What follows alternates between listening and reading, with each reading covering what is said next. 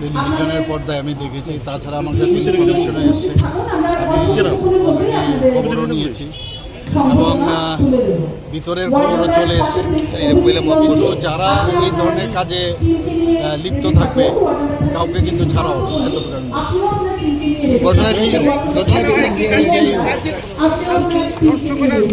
পরে এগুলো তো আমি একটু আগে বললাম যে ওদের ব্রেনেরও এখন যে ওদের যেভাবে এতদিনের কালচার চলে এসছে এখনো এর থেকে মুক্ত হতে পারে করতে হবে। কিন্তু এলাকার কংগ্রেস বিধায়ক তো বলছে এটা মানে দুই বিজেপির এই না, আমি বলছি তো যা খবর তো আমার কাছে এসছে ওটা তো পলিটিক্যালি বলছে, আমি তো পলিটিক্যালি বলছি না, আমি তো ঘটনার পরিপ্রেক্ষিতে বলছি।